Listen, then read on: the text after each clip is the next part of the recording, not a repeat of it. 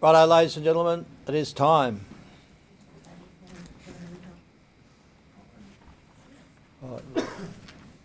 We're away, are we? All right. Thank you, councillors, for making the effort of coming along to the June meeting, an ordinary meeting of council on a meeting the 30th of June 2026. And thank you for your attendance, and thank you to those people who allowed us to go to 3 o'clock on a Tuesday and that sort of thing, which is a bit abnormal. I'd like to think we'll get back to normal next for the rest of the time, which sounds good. All right, and also just before I do the webcasting bit, we've got a rescission motion which I'll ask that we'll bring forward before we can go on with the minutes and that sort of thing. So I'll work my way through the apologies and etc. First of all, please note that today's meeting, other than the confidential sessions, are being recorded and will be placed on Council's website. All in attendance should refrain from making defamatory statements. Council takes all care when maintaining privacy. However, members of the public gallery and those addressing Council should be aware that you may be recorded.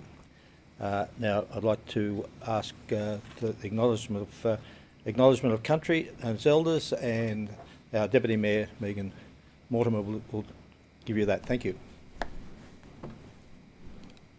Thank you. Lachlan Shire Council acknowledges the Wiradjuri people as the traditional custodians of this land.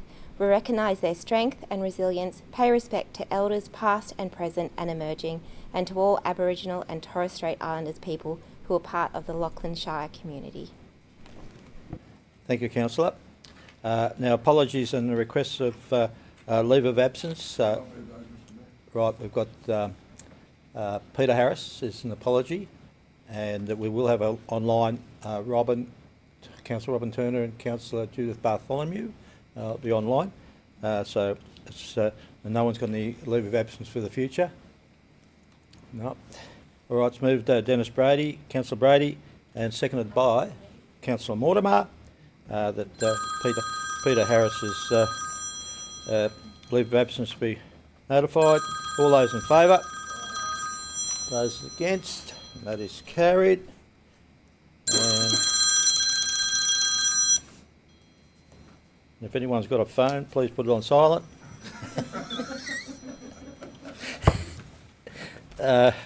All right.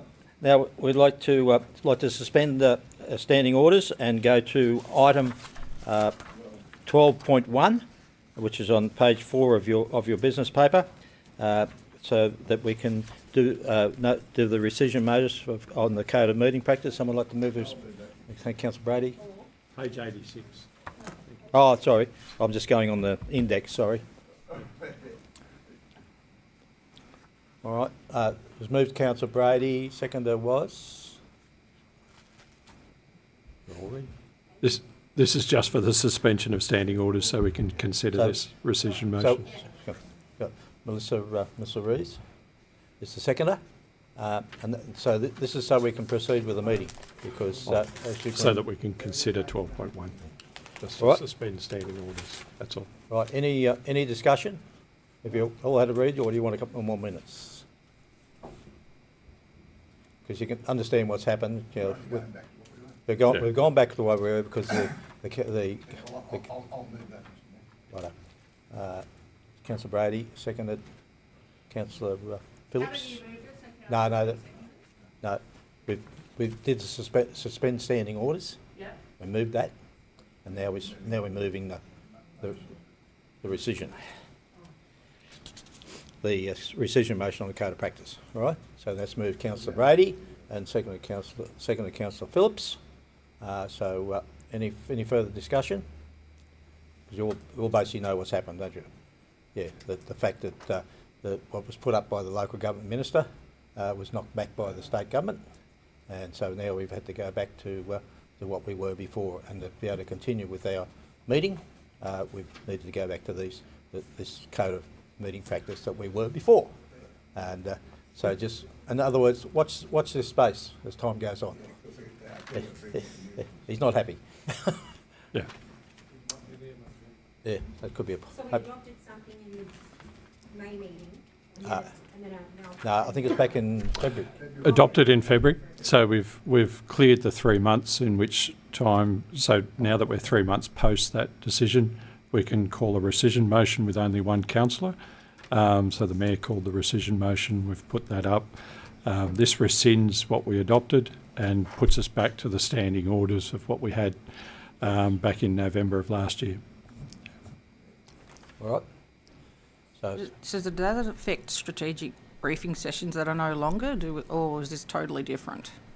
Like, do we go back to those, and and what about the recording? Do we still have to record? that was there before anyway, wasn't it? Yeah. I'll update councillors on that towards the end of the meeting in general business, but just for now, what it effectively does is it permits councillors that are dialing in today, so Councillor Robin Turner and Councillor Judith Bartholomew that are dialing in can lawfully dial in under this code of meeting practice from now that we've considered the rescission motion, and they can vote and participate in the meeting. Yeah, I believe so. Yeah. They're basically waiting for this to happen, so they can partake. Yeah. In the meeting. All right. So, if there's any further discussion on that, so it's all pretty clear. Right. All those in favour? Those against? And that is carried. Thank you very much for that. Right. Moving right along. Confirmation of the minutes of the ordinary meeting on the 26th of May 2026. So, true and correct recording of that particular meeting. Was moved Councillor Blewett, seconded Councillor Mortimer. I just need a correction made Oh, in the minutes. Yep. On page 15, it says Councillor Rees requested that her name be recorded against. That was me. Oh, my apologies. If I could Thank just you. have that corrected, that would be Yes. great. For the first time. Yeah. My apologies, Councillor Blue.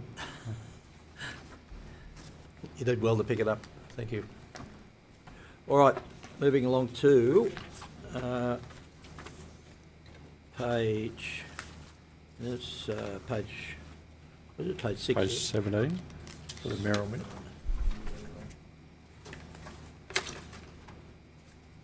Behind the orange tab. We got it. Yep. All right, page 17. Merrill minute. Central Joint New South Wales Joint Organisation Board report.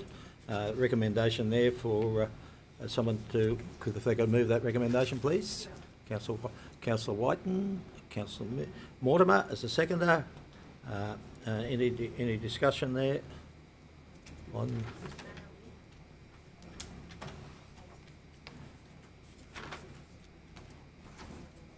Because with that meeting, though, because it was actually held in the Grace Hotel, and as you can see there, we had a talk from the Liverpool Council, especially. Liverpool was talking more about what not only within their council but also the airport, the new airport, how that's going to affect them, and then we had Penrith Council, our Friendship Council, come along and talk about the Castlereagh line.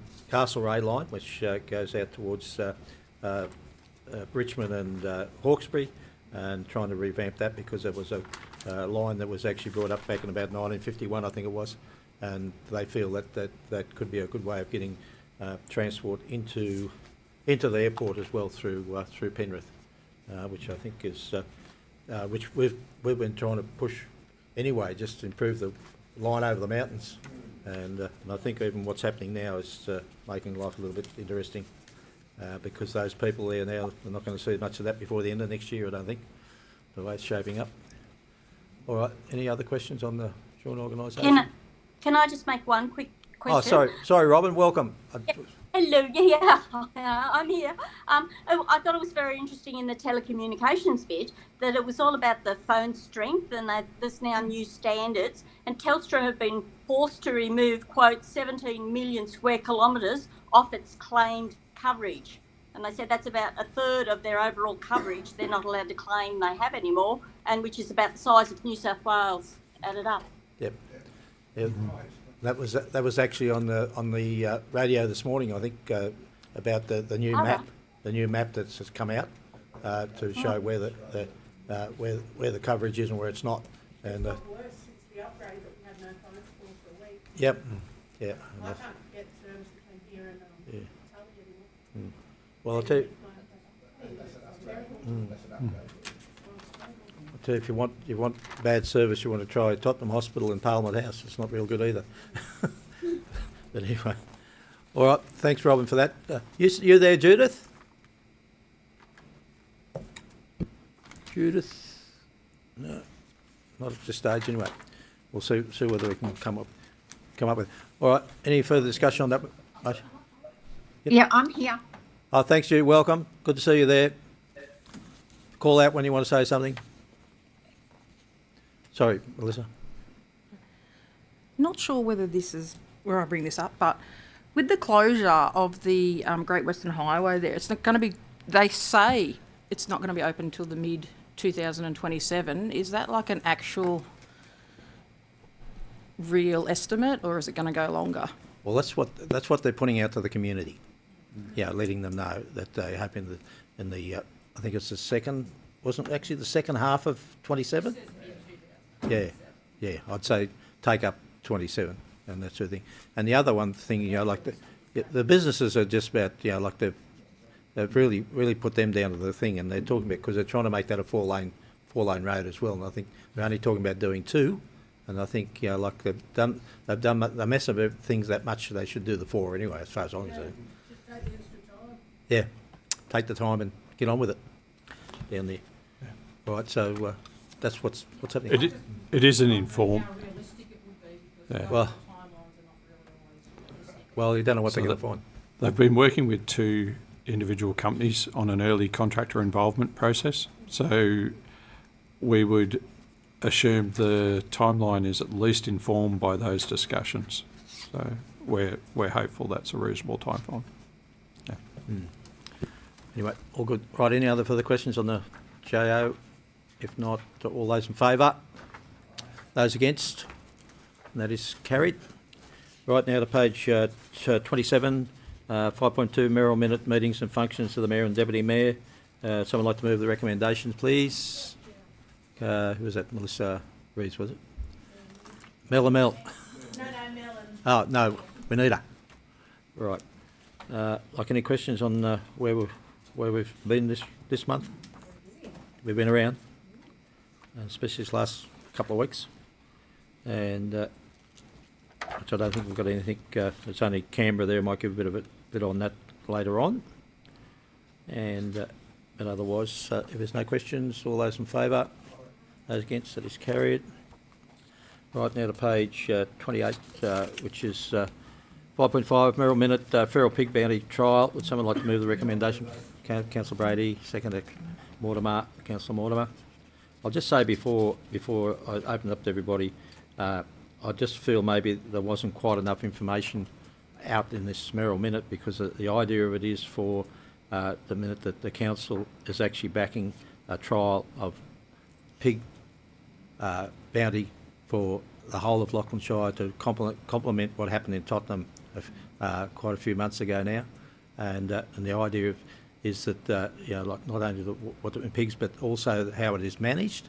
In other words, like you'd have to be registered with the Hunters Association. You'd have to have your gun licences and your registrations, and also the property you get them off. It's got to have a PIC number, and it's also got to be managed by the local land services. And so like it's not a free for all in any way, and because there's a bounty, you're talking about money and that sort of thing. So it's got to be very strictly done that by. And we're just putting this forward, saying that we're in favour of that happening, and maybe just as another tool in the trade of trying to control the pigs and that sort of thing. So I'll just leave it up to you. So whether you want any comment. Press a button, mate. Look, it's a good idea to have this bounty to get rid of pigs. Don't know if I've said it before, but I probably have. Many years ago, I used to be the secretary of the Agriculture Bureau here in Condobolin, and also president. And one of the things that used to come up was about getting rid of the feral pigs, because if foot and mouth disease got into Australia, in 6 weeks it'd be from Darwin to the bottom of Victoria because of the feral pigs. And I think that the sooner we do something about getting rid of a lot of feral animals, the better. So I agree, and it's got to be done properly. As I said, it's a trial. You just can't everybody go out and have a free shot at everything because you'd have everything getting killed besides the pigs. And no, I agree, and I think it's the sooner we can do it, the better. In some parts now, they are shooting deer because deer have got to a position now they're overrunning places. And of course, shooting horses down in the snowy is not very happy with a lot of people doing that. But anyway, I agree, and I think the sooner we do it, and the sooner we can get, if we agree, well, that shows that the council wants to do it. Yeah, I think we're supporting them. We're supporting the trial to do it, and we know it's a problem in our area. And it is a problem. Only 2 years ago, my wife ran into 3 pigs going to Cobar, and it didn't actually, I wish it had written the car off, but it didn't. Yeah. It took about 18 months to get it repaired. Anyway, that's another story. But pigs are everywhere. You go out that way, and they're everywhere along the roads. Yeah. So, we've got to do something about getting rid of them. Thanks for that, Dennis. That's good. Yep. So, any other further comments on that? I think it's pretty straightforward. And if anyone does ask you questions and that sort of thing, please let them understand that it's going to be highly controlled and it's not a free-for-all down there. All right, all those in favour? Those against? That is carried. Righto, moving along to public forum. We haven't got public forum. You've got anything to say, Nathan? You're right? Yeah. Disclosures of interest. Has anyone got any disclosures of interest in this business paper? What did you say then, Mel? This is good. All right, moving along now to 8, which is read and note. We've got 8.1 to 8.8. Does anyone want to any of those pulled out? I just have a question on 8.1 and the development one, which is 8.4. 8.4. 1 and 4. All right. Well, we can move 8.2 then, can we? Is that it? And 3. Oh, We can start with that. righto. 8.1 tourism promotion update. Would someone like to move that we put that in for discussion? Councillor Brady, second Councillor Mortimer. All right. Melissa? I just had a question from a couple of people over the long weekend. I was over walking along the river there, and they weren't able, the cafe was closed in the information centre over the whole long weekend. Are we able, do we have something in place with the proprietors of the cafe that should people want cold drinks and packets of chips and stuff, we can sell them to support that? We do have that arrangement. So if they want a cold drink, we can serve that during the long weekend. Yeah, okay. During those closures. Yeah. That's all right, man. Just have to make people aware. Yeah, they may just needed to have been made aware. Made aware. They were headed aware. that. Yeah. I think maybe the person might have been with someone else, which is fine. I just wanted to confirm we did have that arrangement for when the thing is open. We're still able to sell the non-cooking things. Typically that's what's happened in the past. No, that is excellent news. Yeah. Right. So no other further questions on that? I like the Tottenham attire. Oh. Is that happening for every town? I think the consultation was happening with each town, that sort of thing. They're cute. Yeah. No. You like the emblem? I do. I really like it. They went to the vote and that sort of thing, and that's what they came up with. I think it looks really good. All right. All those in favour of that Fred, item? Those, all those against then? None. All right. Carried. Righto. Now 8.2. Would someone like to just move that? Move 2 and 8.3. 8.2 and 8.2. Oh, it was 8.4, wasn't it? 8.2 and 8.3. Would someone like to move? Thank you, Councillor Mortimer. Second, Councillor Brady. Right. All those in favour? No? No, there's no 8.3. Oh, okay. Oh, Which right. goes 8.2 to 8.4. There we go. Righto. My apologies, Mr Mayor. Do you have 8.3? Yeah, there's an 8.3 on page 41. Investments. Yeah. Right. I think we'll just, all those in favour, we'll just drop the other one. Interest rates are going up, but not the investment interest rates. Righto, that's carried. Now 8.4, would someone like to move 8.4? Who was that for discussion? Move. I'll get you, Mel Rees. Second, Councillor Brady. Righto, 8.4. Righto, Mel. There you go. I just have, I guess, a couple of queries around our development applications and processes at the moment. I've actually fielded 4 phone calls over the last probably 3 weeks around development applications that are either sitting with us, are going back and forward between us. One is a business development application for the industrial area that is with, they're actually using a company that is quite familiar with council's procedures, and there has been lots of toing and froing. They were trying to get it finalised before the end of financial year, obviously, for their business things, have put it in well within the timeframes. I can see in the report we're over the expected timeframe. However, some of the feedback actually, I assume it's common feedback because 3 of the 4 people told me the same story, that there was lots of backlog before Patrick had gone away, told me the whole story of why our director is away, what they're going to be doing, but they couldn't process certain things because it was above their level of authority to do. And then information was going back and forward that had already been supplied to council. One was obviously for a large development in the industrial estate. One was for a back shed that, after meeting with Shire, they did everything that was asked. It went in, then it came back with additional things that they then had to add. They came and had another meeting, got told what they had to do, did that. It wasn't approved because it was now missing other stuff. So that has been the feedback, I guess, I've received in the last 3 weeks from specific people. I believe one of them has now got up to the development approval has been approved, and now they're the next step. The frustration, I guess, we're sensing is around the timeframes, and if they're taking the time to come and sit down with our people, doing the list, the checklist from that meeting, and then it comes in and it gets declined.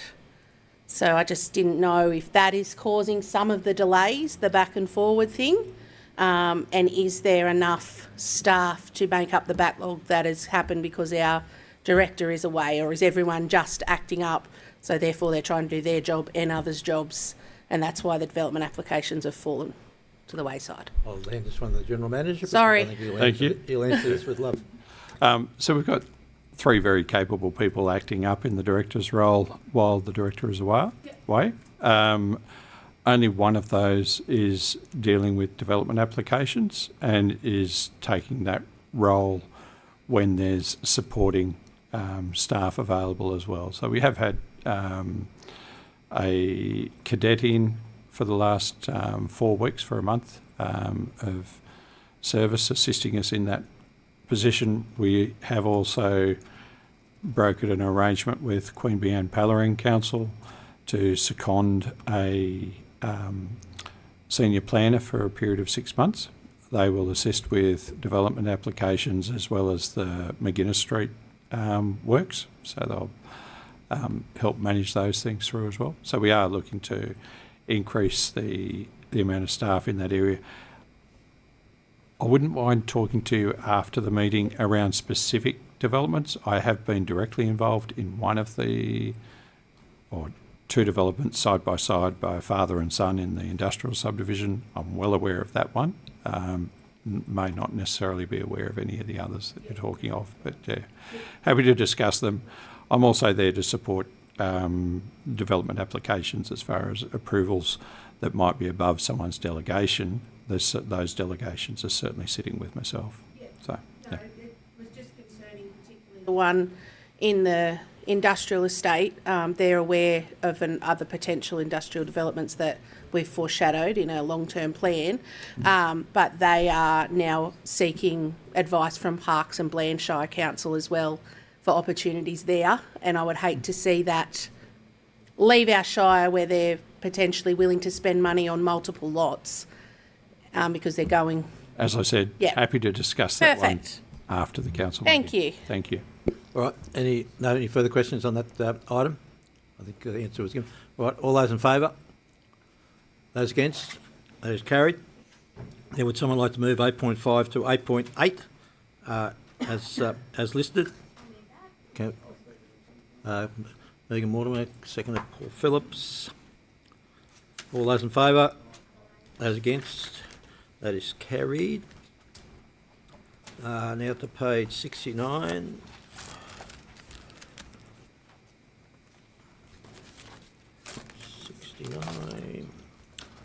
Decision reports, and we shall move on to page 70.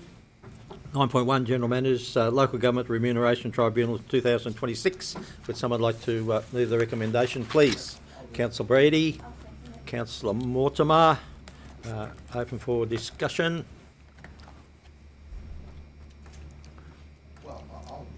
You want to start? Mr. Mayor, many years ago, we got the rate for the councillors to be the same maximum as the mayor, and that went on and on and on. And last year there wasn't any increase. I know I wasn't here. I had to go away because my wife was sick, and I didn't even realise till I came back that it had been stalled, and people had decided not to move up. Now, I believe that both should be the maximum. Our mayor gets very well underpaid, as far as I'm concerned, because the amount of work a mayor has to do, or even the deputy mayor has to do, is a lot more than they ever used to do, say, 20 odd years ago, or 25 years ago. As you were just saying in your report of where you've been and all the work that you've done, you know, you have to be compensated for that. Now, if you're a local member of parliament, you get well and truly compensated for your work. If you in other industries, you get, and even in other jurisdictions of local government, if you're in Queensland, you get a whole lot more pay for being a councillor there than we do down here. So I'm moving that we go back to what it was, that we go to the maximum for the councillors and the maximum for the mayor. Yeah, I think that's the recommendation. Yeah, I know. I'm just moving it to make, you know. Right. Okay. Happy with that. Right, further comment? Oh, Mel. I'm sure no one's going to be surprised, but I'm actually against this motion. I'd like to see us continue the freeze. Our ratepayers it's very trying times for them. And for us to give ourselves a pay rise, I just think, in my opinion, is not right. They've got cost of fuel, they've got electricity, they've got food, you name it, they've got it, interest rate rises. I just think for us to say, yes, we're doing a wonderful job and to give ourselves a pay rise is wrong. But that's my opinion. So I'd like to see us stay on, the freeze continue on our payments. That's just my opinion. Right. Further? Let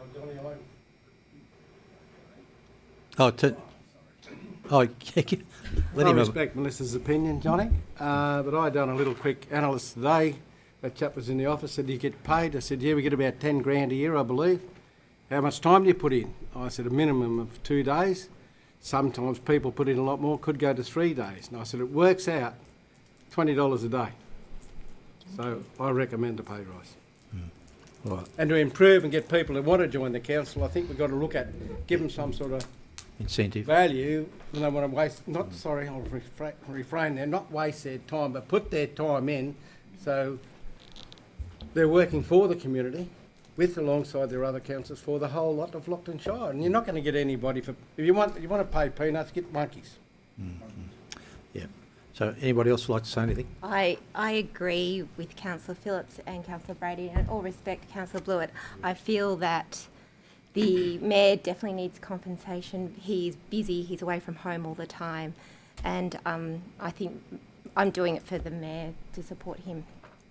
No, thanks, mate. Robin? Yes, I'm with Councillor Blewett that because of what our ratepayers are going through, for no other reason, I respect everybody else's opinion, and I know how voting will go, I'd say. But to be honest, for my Ward D, I'll be saying no. Judith? Judith?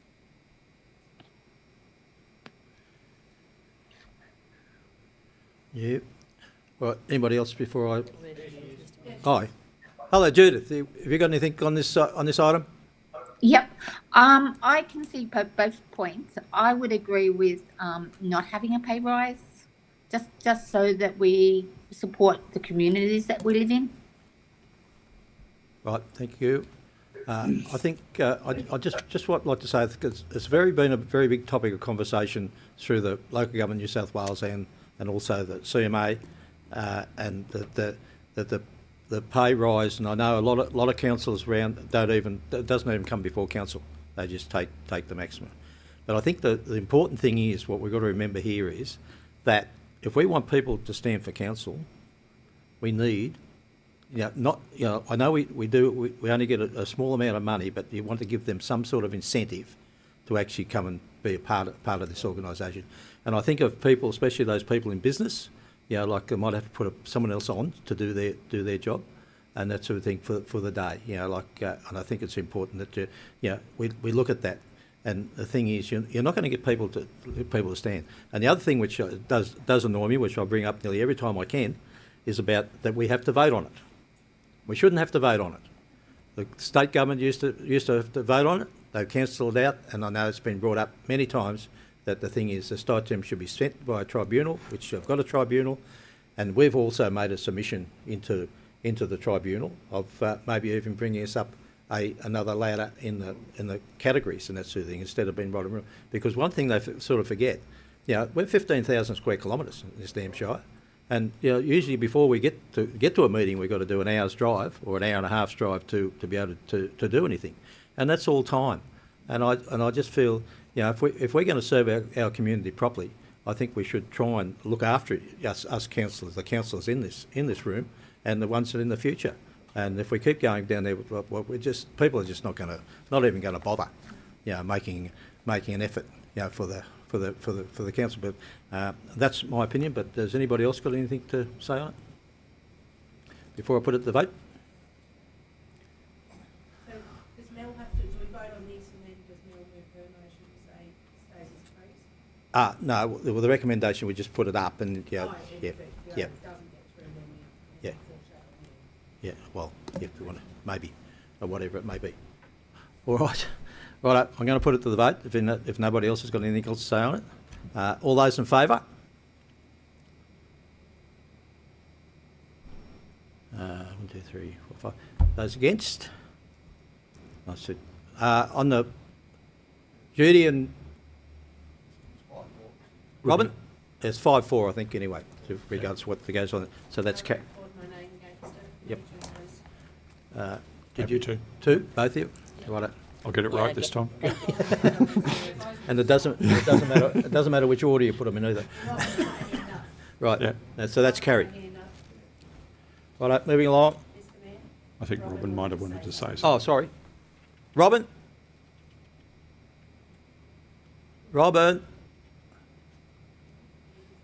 It takes that long to download. Right. Please just record my Name against it as well. Against, thanks, please. Robin. Yeah, which I think you already have. Yeah. Yep. Thank you. Yep. Thank you. Right. Moving right along to page 73, corporate and community services, alcohol and drug related. I think that's something to do with you. Oh, it'll be Colleen. All right. Right. Someone like to move the recommendation? I'll do that. Councillor Brady, seconder. Councillor Whiten. All right. You got anything to fill in there, Colleen, or as written? As written. Right. Any comments from the floor? I think it's a good idea. Righto. Yep. Righto. All those in favour? Those against? That is carried. Now to page 75, 9.2.2, making the rates making the rates for the 26-27 financial year. Someone like to move the Councillor Brady, second it, Councillor Mortimer. All right. Any comments on this? That's it. Mel? So I'm just wondering if the director can give me an overview of exactly how much the rates are going to go up in this proposal for ratepayers. Yeah. Just before we do start, I'd like to welcome Karen back. It's great to see her face here. Thank you. Yeah, thank you, through the Mayor. Now, it depends on individual ratepayers, obviously, of how much a person's rates are going to go up or down.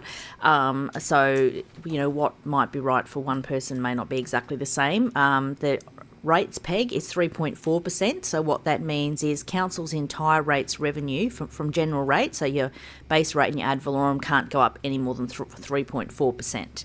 Now that then is applied against all the different ratepayers. So depending on the valuation of your land and a number and what category you're in, your rates may go up or may go down. So there's no real, I can't say that everyone's rates will go up 4% or down 4%. It depends overall how we fit in with the rates peg. Our annual charges, so water, sewer and waste or domestic waste, as we've agreed with council at budget workshop meetings, are 6%, and our water consumption's going up between 4 and 6% depending on what it is, as agreed with councils. Stormwater levy, it's legislated, therefore there will be no increase in that. The legislation hasn't changed since last year, so yeah, that's where we are with that. Happy to answer any other questions. Any other questions? If not, you got a question? Press your button, mate. I do have a sort of a question, but I'm not real sure how to phrase it. Just ask it anyway.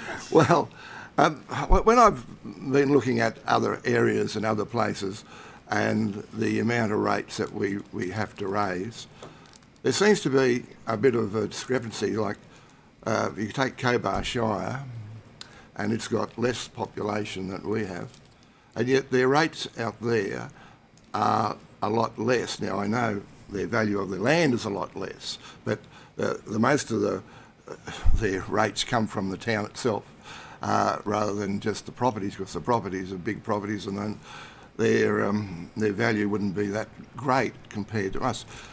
It's just to me, it finds it difficult to know how you compare a shire against a shire. And I know there's some people are going to say this is going to, why is one shire, like Blaney Shire again, has only got under 2,000 ratepayers. Their rates are cheaper than what ours are. Now, why? How does that? I know part of the reason why ours is dearer, because we've got we got half a dozen little places we've got to look after. We've got Condo Lake and up at Tottenham. We then got Tullabajil and the other place. So our rates are going to be more expensive. We've also got the most roads of any shire in New South Wales. So again, we're going to have a lot more for that. It just somehow I just find, how do we find a way of actually saying to people, this is the reason why our rates are where they are and why they've got to be there. Paperback. Yeah, Thanks. through the Mayor. Yes, that's a very good question. Obviously, for the rates peg is set by IPART, so that's for your base and ad valorem, and that percentage determination is done independent of councils, and every council can have a different rates peg. They're not necessarily the same. So our rates peg is determined for this year anyway at 3.4%. And then basically it depends on the valuation. So the majority of the land in our shire, in terms of dollars out of our valuation, is our farming land. And so basically because the valuation of that is so high compared to the rest of the categories, that also impacts what individual ratepayers are. The rate peg system is quite complex, and it's not it's very difficult to say, because there could be two properties very close to each other that will have a different valuation. Now, we don't set the valuations. They're done by the Valuer General, and they provide that data to us. So it's very difficult to explain, why our shire is different to another shire. Our rates peg will, as I said, could be different, and that's determined by IPART, and obviously then up to council then what rates peg they choose to pass on to the community. Keeping in mind that if some reason down the track council had to look at a new special rate variation, they have had one prior to my time with the council, that the IPART tends to look very negatively on anyone who hasn't previously put up their rates by the rates peg. So I guess it's difficult to say. I think it's a really good question, and I wish I could give a simple answer, but it's not. And I guess why? I mean, do we need to take the rates peg? Our state government award rise is 4% to start with. If you think about how much our fuel's gone up, everyone's fuel's gone up, of course, but our fuel bill has gone up substantially. So there's been, which is totally outside of our control and not something that council can really plan for. So there are a lot of reasons that factor in why we need to take our rates rise. 3.4% of our rates base in terms of hundreds of thousands of dollars is actually very small. Not when you're paying the rates, I understand, but when you're overall, that increase barely covers the cost of any other costs that we have. We're highly reliant on grants and subsidies, so without those, our council would struggle. So, indeed, yes. Yeah. I'm happy, through the Mayor, if I may, I'm also happy to share with Council Laws the comparative data between similar councils across New South Wales. Yeah. There was about 40 odd years or 50 odd years ago, I remember there was a Ratepayers Association who got into council here, cut the rates, and then it took years to ever catch up again. And it was one of the worst decisions ever made, really, was to do that. But I got my notice the other day from the Valuer General, and my value is double what my wife's house value is in Officers Parade. So, of course, my rates will go up, won't they? And my rates are already $1,000 a year more than her rates are. So it is just, when people come and say, this is what my rates are, then you've got to try and explain it. And it's not easy to explain how we actually come at rating rates. Yeah, I think the other thing you've got to remember too is that a lot of councils are going through an SUV. Yeah. And the thing is, if you don't put your rates up and that sort of thing, and somewhere down the track you've got to make an application. Yeah. I think and you'll have a difficulty in getting it. Might have a few problems down there, which I hate to say that because you've got to think of who we're representing.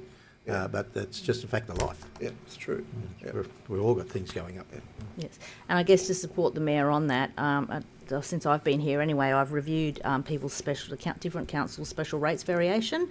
There's usually, a number of councils per year. Some of them have asking their communities between 37 and 77% rise in 1 year. So that's why it's really important that we just try and keep everything to... Gosford had to go up by a massive amount. Yeah. Yeah, Temora going through it at the moment, and they're certainly having a bit of a battle. Yeah. All right, any other further comments on that? So we have a comment that maybe Ian or Karen can answer this. This Valuer General, for example, of a couple of blocks, I'm referencing Lake Angelica. One's in Reef Street, and one's up the eastern end in, say, Bogan Street. The one in Reef Street is valued financially more than the one in Bogan Street. Do you know how they come up with these? Not us, the Valuer General. They're different sizes. Oh, quarter acre. Yeah, if they're both the same size, both have the same sort of amenity, they should have, I'll say similar, not the same valuations, but they will look at land sales around that particular area and then factor it back to the undeveloped land value of those land sales around that area. So if there has been a sale that's gone through maybe within a family, so it's gone through it lower than the actual values. That will affect the values around that property by the Valuer General, because it is based on actual sales in that area. And then if there's been something that's sold in near the other block of land that's perhaps above market value, then that will also affect the valuations around that area as well. Thank you, Ian. Answer the question. Thanks.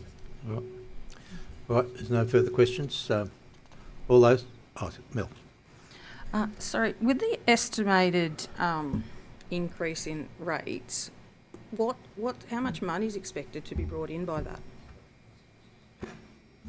So do you mean the total amount of rates for the Shire? So rates and annual charges are projected to be about 16 million.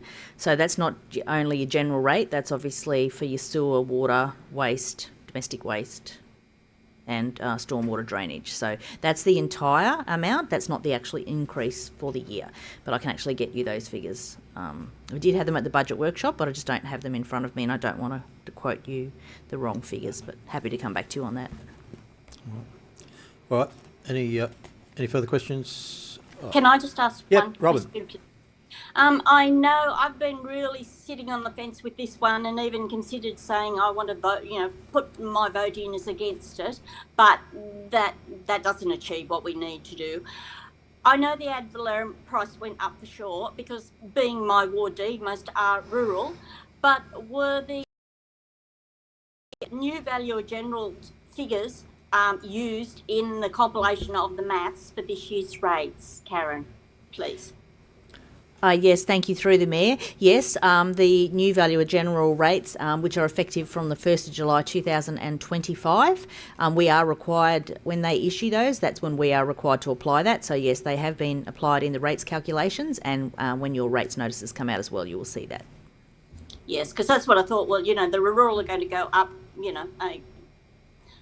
to a good extent because of the double maths of doing both the ad valorem going up as well as your base rates going up, as well as the majority around here anyway, definitely increase of land value. So that's sort of three factors, variables that will affect the price. Thank you.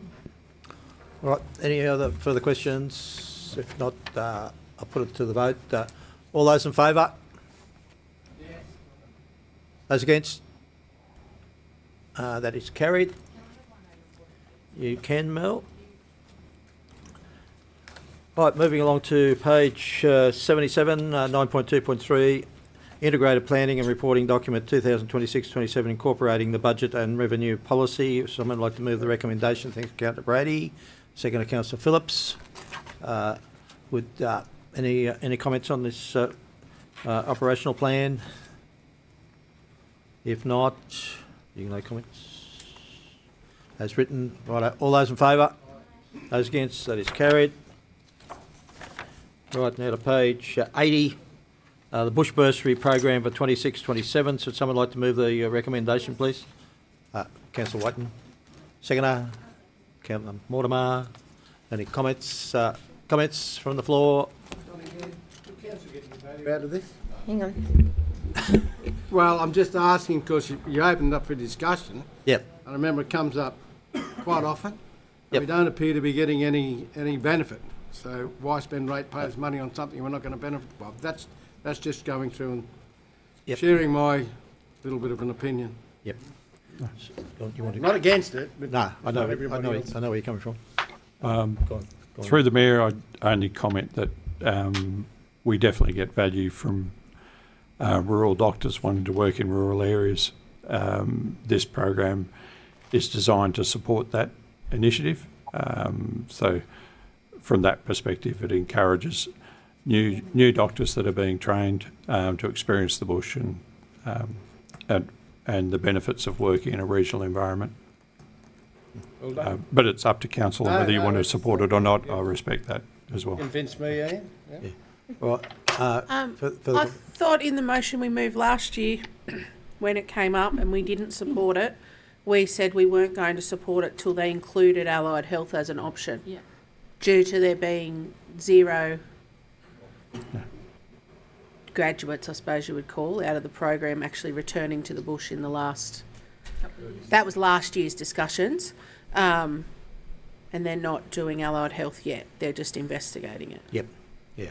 And there's been no commitment, because I remember it was quite an extensive discussion last year where we said, why is this a cost being pushed to local governments to support when the New South Wales government has a chronic shortfall in the underfunding of health, particularly in rural New South Wales, yet the bursary or the encouragement to get rural doctors out here is coming from a local government level with no support from a state government level for a program that doesn't cost all that much for us in terms of our global budget, but I still don't see how this is a local government cost when the underfunding is paramount at a state government level. Well, what I'd like to say, I do feel, I think there's a paper that says read there, there's 33 placements for this, and there's quite a demand for for people to come out, and I think it's showcasing medical students what is available out there. I think if they don't see it, they're not going to be able to think our way. But as you realise, there's been a lot of work now put into getting people to be trained in the bush, to stay in the bush, and that sort of thing. And I think like you've got your Dubbos and you've got your Oranges, with the training and the thing that's happening. And I think and this part of the world is completely different to what you got down in Dubbo, Bathurst or Sydney. And I think we need to showcase it and that sort of thing. And it's not a big ask. It's not a big cost, I don't think. And I think if we do see a benefit, even though we mightn't see a doctor. Because the way doctors go these days, you don't get them actually living in a community like we used to. They live somewhere else and they come out. Like in most of especially in this part of the world, out this way, and that sort of thing. And I think whether we like it or not, that's the future. Like telehealth. And we need doctors on that telehealth because that's basically the services has been used in all hospitals, especially in emergencies and that sort of thing. But we don't want that. I know we don't want it, but we don't want it. But it's not going. It's not going to go away. I know it's not going to go away, but I feel like if we support this, I agree we need to get people here. But I sit in an education space, and the New South Wales government fully funds a beyond the line experience for education graduates for their third year practicums, and they do that. And then from that, there's a scholarship program for permanent appointment into rural and remote communities that are part of the Beyond the Line initiative.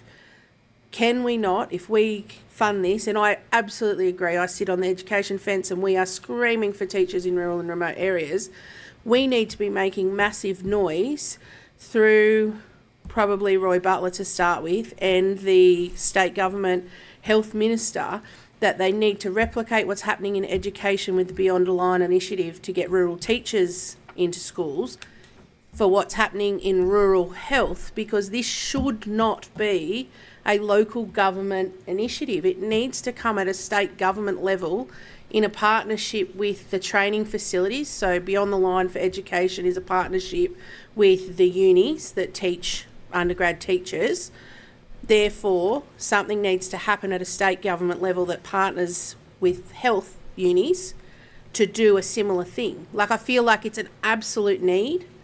I don't think it's our responsibility because no one else is doing it. We probably have to, but I would like to see I would like to amend the motion to also include, I don't know if I can do this, so you can tell me if I can't, that we need to do some sort of representation again. Might fall on deaf ears, but this needs to be a state government initiative, not a local government initiative. Do you want to comment? Through the Mayor, I'd be very happy to write to both the Minister for Health and also Roy Butler, our state member, if Council were to vote this down, but to instruct me to make those representations for a similar system to the Education Department's Beyond the Line program to be adopted for health as well. And I reckon every council that pays for this should write the same letter and say we've funded it for 35 years. Why is this not happening at a state government level? And I'm sure the Mayor's happy to take that to country mayors as well. I was just going to say that because I would actually still like to see us pass this and also do the letter. Yeah. I do fully support what you're saying, Mel. I Yeah, really do. I agree with it. I just don't think Yep. it should be our responsibility for the last 20 years, like Last 30 odd years. 30 odd years. Yeah. Like I feel like, We started this system. Yep. yeah, Righto. Came from Lachlan Shire. yeah, I get it. I just want to do all those representations. Great Right. idea. So we want to make a point three. Someone want to say something? Do you want to make? Could I? Oh, oh, sorry, sorry. Robin. No. Finish if you like, and then I can speak after. Well, okay. I just want to say that I would, simply because of the time lag and all the rest of it, I want to put my name against this motion. I think, in theory, I think it is fabulous. No problems with that. But history has told us that have paid it previously and never ever got anyone here that will stay. And they are asking, when I read the information that they had sent, they're asking our ratepayers to pay $3,300. That's with G, and then and maybe with their accommodation, and they're going to be there here in Lachlan Shire Council for 2 days. It just, I don't believe, and I've already told you the story about my daughter over at Griffith Council, town planner, and the lass that stayed there for a week just said, quote, she wanted a holiday and she had no intentions of coming out. And I know she was a one-off, but $3,300, I just think, for our ratepayers at this point in time hurts too much. Thank you. Thanks, Robin. I just wanted to get that point 3 in there, Melissa Rees, to the fact that we write these letters to the state government and to Roy Butler. Now, the mover and the second are happy to put that in there? Yep. Can I just say Oh, something? sorry. Last year when this came up, I know I brought up the fact that Allied Health doesn't get any assistance, and we need people out here from Allied Health, such as speech therapists and all the other different therapies, and they are very low in the amount of people we have out this way. 18 months or so ago, when I done my Achilles tendon and I had to go to the Orange Hospital, a young girl there was a young doctor who was doing a placement in Orange, and I said, oh, that's nice, so you'll end up coming out and being in the bush, will you? And she said, I'm never going to go past Orange. So what was the value in giving money to these people to come out for a little barbecue and a look around our shire and then disappear and never see them again?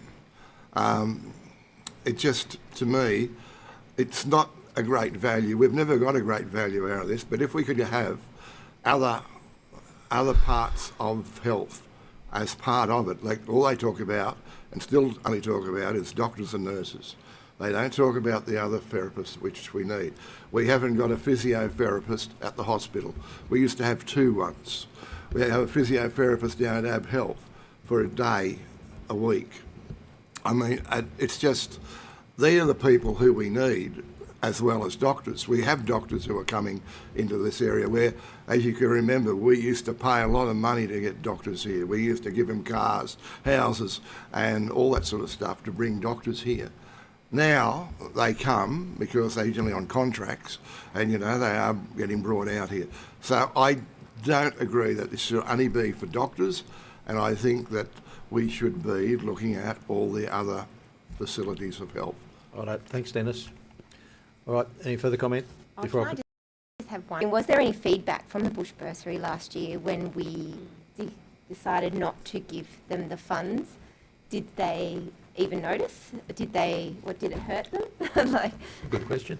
I'll ask Charisse just to remind me, did we receive a reply saying they acknowledged our letter and would look at it into the future around Allied Health? Yes. Yeah.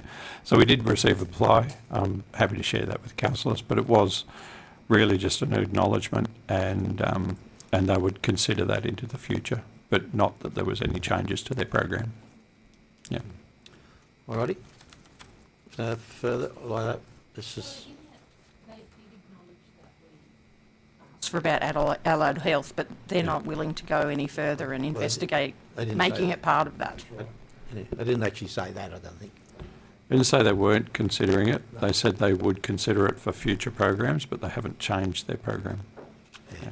That's how it's worded. Yeah. Yeah. All right. Same thing with Yeah. a positive spin. All right. All those in favour? Those against? I think we're all, it's lost. Lost. Can we move that we still write the letters? Yeah, I don't need a motion for that. I'll do that. Yeah. Thank you. Yep. That's well done, Mel. All right. All right. Was that was the bush bursary? We've done that. Righto. Oh, 9.3, environmental and planning. I've got nil. Righto. We'll go along to page 83, which is 9.4, infrastructure services, 2026 local roads Congress. Would someone like to move the recommendation on the report? Whitten, It's not a joke. Whiten and Phillips. Got that? Yep. Right. Any comments?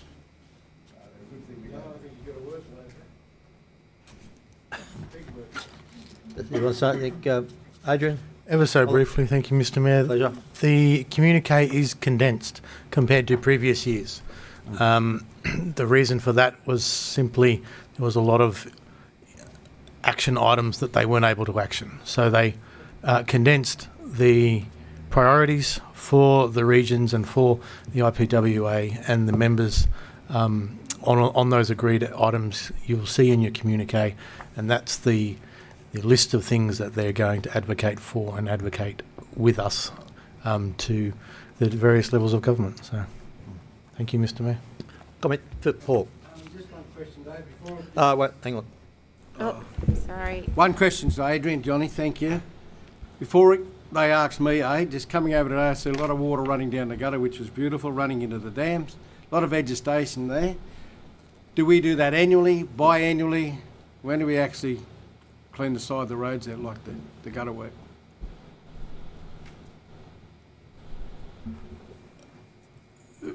Can we discuss that one after? I Yeah, don't think sure. that's related to this report before the council, no, but happy to talk details. I know what's going to happen soon as I get home, though. All right, yeah.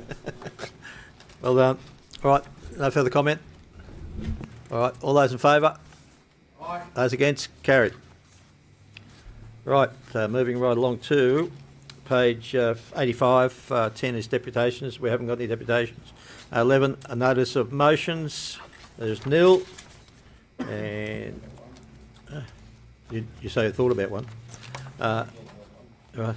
We've done 86. It's we've dealt with that early in the piece so that we could go ahead with the council meeting. Correspondence on page 88. Would someone like to move the recommendation, please, that, of the correspondence received and noted? Councillor Phillips and Councillor Mortimer. Right. Any questions on the Community Leaders Forum and the Country Mayors? I think that's all in the attachments there. And all I can say is the Country Mayors was a record number of people there, with especially on the day we had them on the Thursday. Was it Thursday? Yeah, Thursday. And we had the ministers come through, and they lined up at the door basically, because there must be an election coming up. and very passionate, very bad passionate what was happening, and especially the Minister for Health. I don't know how he does what he does actually. With what's happening around in the health system, and I've had a fair bit to do with the health system in the last 2 or 3 days, and you've got to have a lot of patience to be able to deal with it. And but I think what we did there was was very constructive and that sort of thing, and at least we engaged with these ministers, and hopefully that as time goes on we can keep that rapport up, that we can maybe make some progress somewhere through the thing. All right, any questions?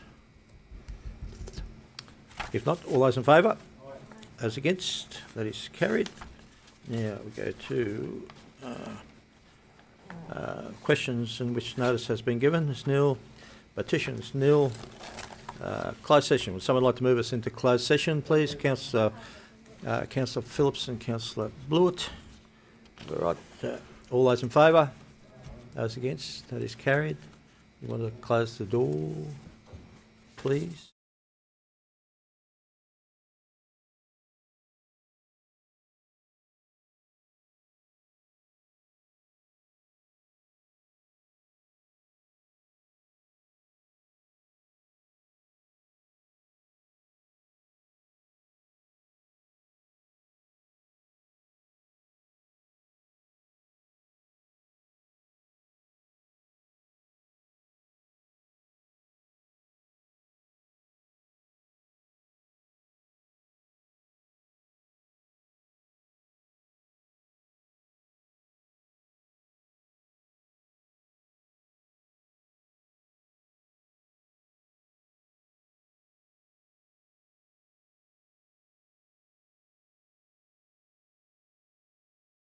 I think we can come out of closed session. Would someone like to move us out of closed session, please? Councillor Phillips, second to Councillor Brady. Now I'll ask the general managers to read the recommendations from the closed session. Thank you. Just check, Nate, that we're out of close. Thank you.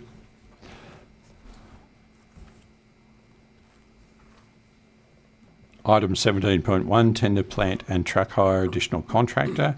Council resolved that the Director of Infrastructure Services report number R26135 be received and noted. The tender from LP Road Services detailing rates for the plant and equipment term panel be accepted, and the General Manager be authorised to execute the contract documents. Item 17.2, reappointment of Audit, Risk and Improvement Committee Chair and independent members to the 31st of August 2028. The Council resolved that the Executive Finance and Governance Manager report R26150 be received and noted. Council resolved to reappoint Graham Fleming as the Chair of the ARIC Committee until the 31st of August 2028. Council resolved to reappoint Robert Hunt as an independent member of the ARIC Committee until the 31st of August 2028. And Council also resolved to reappoint Sean Rowe as an independent member of the ARIC Committee until the 31st of August 2028. Thank you, Mr Mayor. That's both items have closed. Well, I think that's all. I'd like to declare the